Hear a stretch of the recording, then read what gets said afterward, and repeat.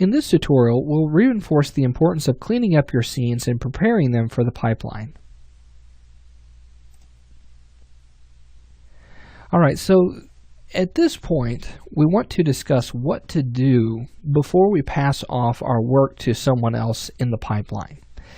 It's important to remember that you're working on a team, and if you're working on a team, you don't want to make someone else's job harder later on down the pipeline, because what's going to happen is someone is not going to clean up the problem for you. They're going to bring it back to you, and thus getting you further behind in your own work. So we want to make sure that we create good habits for a good workflow, good habits to keep up with as we're working, so that way we have less projects coming back to us for us to fix and things like that. So to get started, first thing that we need to learn is name everything. Okay, so name your objects. So first off, we have our walls here. You can see that that has been named properly, our ceiling and our floor. But if we take a look at this object here, it says box 001. We don't want something like that. So what we would want to do is we would want to give it some sort of name. Now with names, we want to be descriptive, and we want to make sure that we are adhering to some sort of naming convention. So this is something that's going to be determined by the overall pipeline itself. So for something like an animation, you may have a particular naming convention, let's say for the project itself. So you would say short film underscore prop underscore large underscore frame. Now this is the extreme of a name for this. Now if your particular pipeline calls for something like this, that's something that you need to stick to. But again, with naming conventions, if it's not part of the particular pipeline, we want to make sure that we are short and descriptive. So for something like this, I would say large, or actually I would say picture frame underscore large. Okay, picture frame being able to be found very quickly. If someone were to open this scene and they went ahead and they said select by name, they could go right down and say, okay, there's a picture frame right there. That's good. Okay. Looking at the rest of this, let's say that we have our chair. You can see here that this says chair A001. It's a little off. It's not quite exactly what I would think of. As you can see here, this one says chair underscore A. So we know that this was a duplicate. While we still know what this is, it's probably a good idea to go ahead and clean that up. So let's say chair underscore A underscore 01, something like that. It's a little more clean, and it lets me know, just how many are in the scene. And it actually might be a good idea to go ahead and name that 02 and then name this one underscore 01, just so that way I know how many I have in the scene altogether. This says box 002. I'll call this rug, and we'll say that this one is floor lamp. Okay.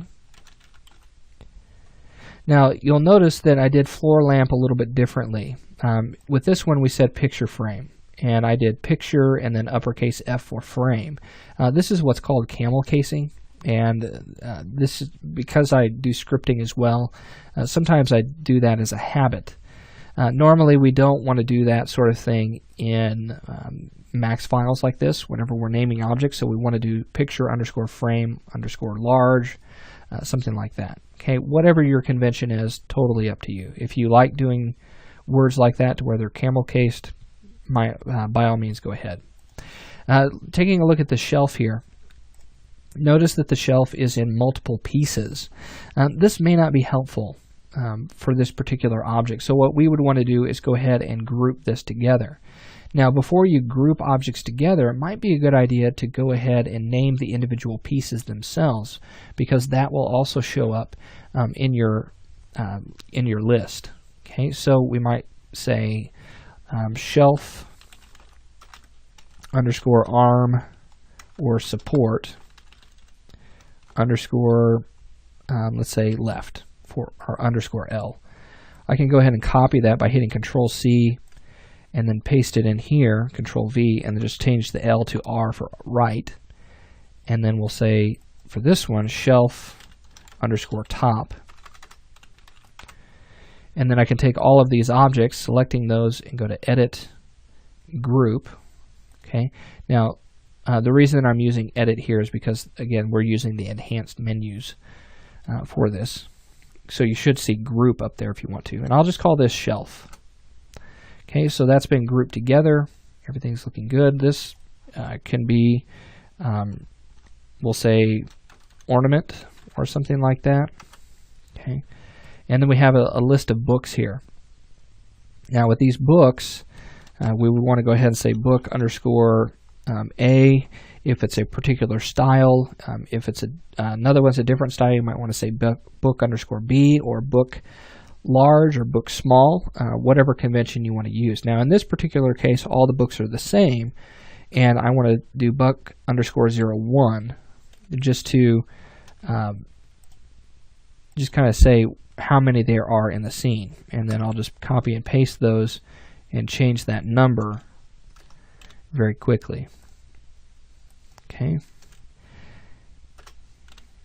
Okay, so now that we have that set, we have curtains.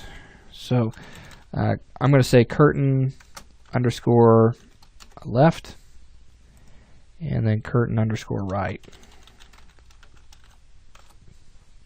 Okay, here we have a casement window, and this window that was created, I actually created it right here inside of 3ds Max. There's actually a window object that you can create. You can find those under your Create, Panel, Geometry, and then Windows.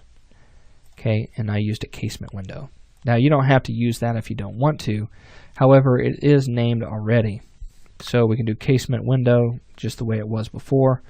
And again, just to kind of stick with my convention, I like to do casement underscore window. This is going to be curtain rod. Okay. And then we have an outlet plate. And then over here I have another one which needs to be underscore 01. Okay. So lamp, we have our floor, and I believe we've got everything named in our scene now. So along with grouping, keeping things named, you may have the opportunity to parent objects together. For example, let's say that these objects, we didn't want to group them because we want them to have their own individual ability to move. So I could actually group or parent these particular objects, so link them to the shelf. And what this allows me to do is if I select my shelf and I want to move it along the wall, those other pieces will move along with it. And then I also have the ability to move the particular objects on their own. If I want the books to lean up against this ornament, I could select all those books and I could actually link those to the ornament as well. So if I move the shelf, everything's going to move along with it. But then I also have the ability to move the ornament and those books move along aside with it. So making things a little bit easier for people down the pipe. Let's say that they just want to make some subtle changes to the overall scene. Those kinds of things are going to be a little bit easier to deal with. Okay. Some other things to keep in mind, just a real quick note, things like pillows. If those need to be moved around or changed, it's probably a good idea to model procedurally. And what I mean by that is, like with our pillow, we started out with an editable poly object and it's been smoothed out with our Turbo Smooth. But to conform to the shape of the chair, I also used what's called a bend modifier. And with this bend modifier, I want to keep that on there in case someone wants to change the overall position of this pillow.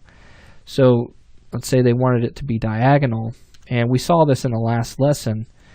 They can move this however they see fit, but then also the bend might be a little off. So they might want to change the overall position of that bend, make that pillow conform a little bit more to its position, okay, instead. So I can do something like that and then pull the pillow back, and that's now in a little bit of more of a natural position for that object. Okay, so those are just some things to really think about. All right, so now that we have talked about cleaning up our scenes and organization, we're going to go into our final lesson where we're going to talk about your final project assignment. And I'll see you then.